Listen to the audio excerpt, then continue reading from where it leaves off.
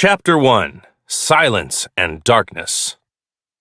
5-year-old Helen Keller lived in a world of silence and darkness. Deaf and blind, Helen used simple hand movements to ask for her mother or for food. But Helen couldn't always tell people what she wanted. Her frustration led to angry outbursts. Oh, Arthur, she was such a good baby. Why did the illness have to take her sight and hearing? What can we do, Kate? She can't speak to tell us what she wants. I'm thirsty! Helen's tantrums sometimes put her family's members in danger. I want to play. Oh no! Helen, why did you tip Mildred out of her cradle? Don't cry, Mildred. I caught you before you fell. Kate and Arthur Keller thought about how they could possibly help their daughter. I read an article by Charles Dickens. It told the story of a deaf and blind girl. The girl went to school and learned how to communicate. Maybe there is hope for Helen. Would it really be possible to teach her? Arthur, we have to find a way. I want Helen to be happy. A short time later, the Kellers traveled from their home in Tuscumbia, Alabama, to Baltimore, Maryland, to see Dr. Julian Chisholm. He treated people with eye problems. Helen will probably never regain her sight or hearing. But can she be taught? Yes, she can learn. You should see Dr. Alexander Graham Bell. He can help you. The Kellers visited Bell in Washington, D.C. Bell, who had invented the telephone, worked to help people who were deaf. His own wife was deaf. It's so smooth and cool. What is this? Mr. and Mrs. Keller, your daughter is very bright. Look how interested she is in this watch. Dr. Bell, can you give us advice on how to help Helen? You should write to the Perkins Institution in Boston.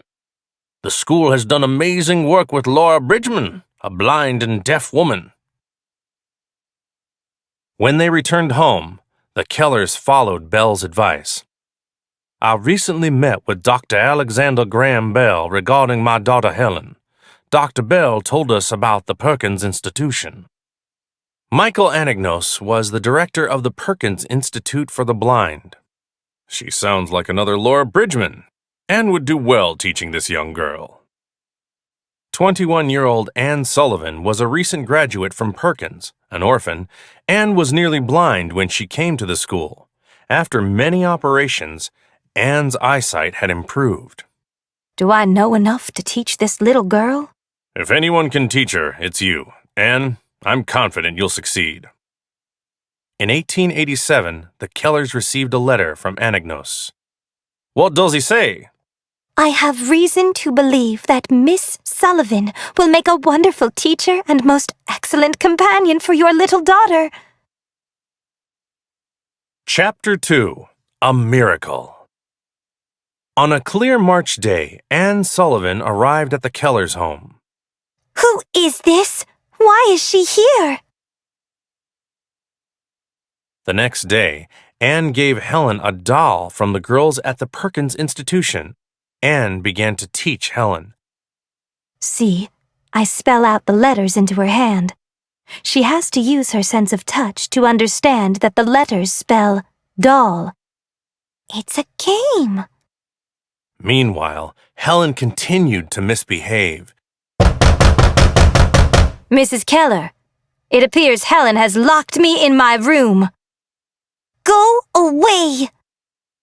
Anne realized she had to first teach Helen how to behave. Can't we just let her take what she wants from our plates? It makes her so much happier. Helen needs to obey. If she does not do as I wish, how will I ever be able to teach her?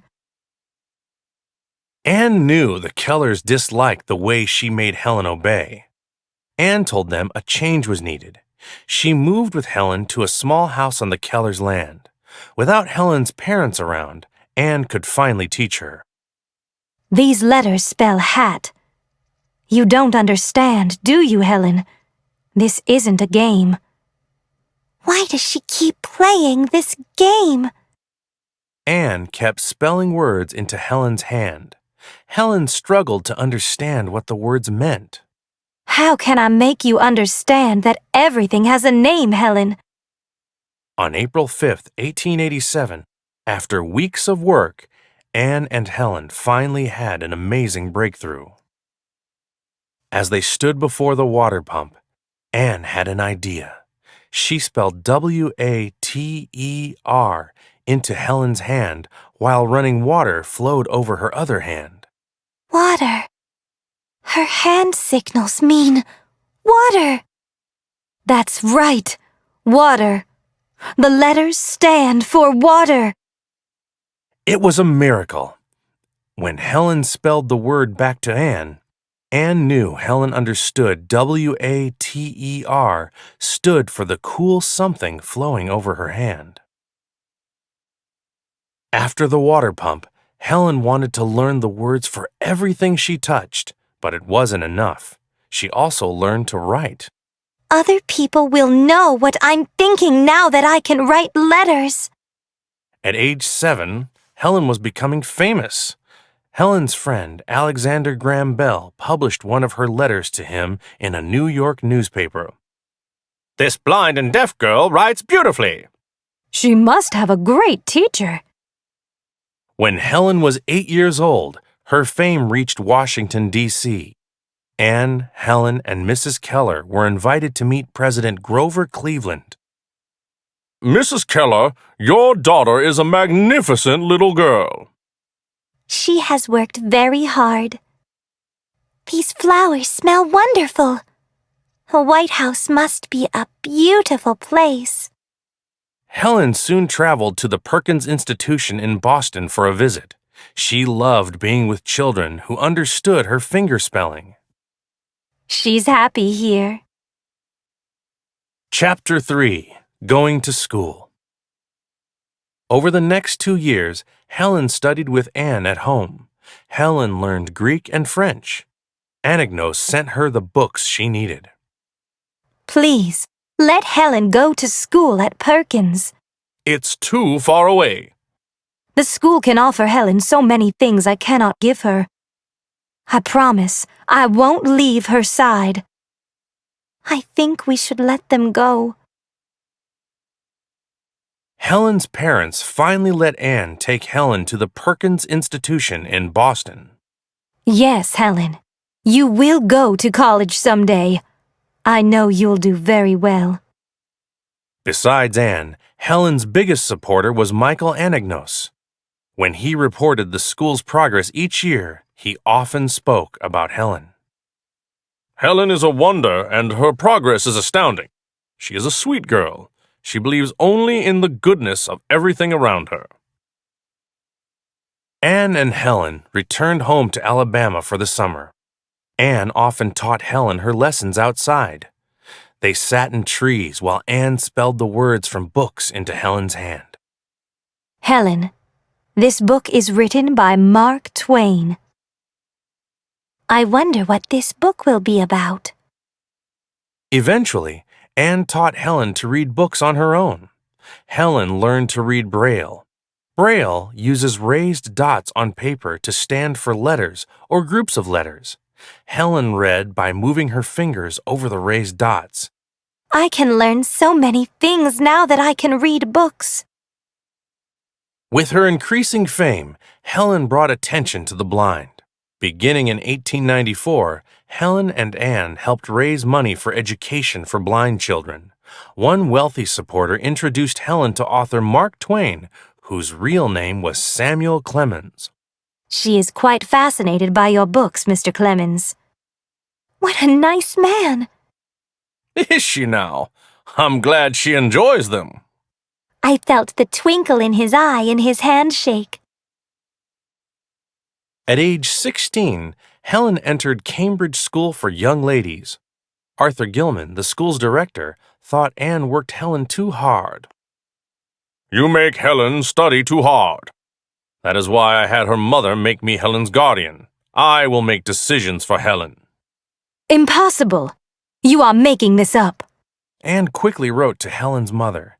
She wanted to know why Kate Keller would take Helen away from her. I can't live without Anne. Dear Mrs. Keller, I am writing to discuss Helen's need of me at school, and to ask why you would like me to leave her.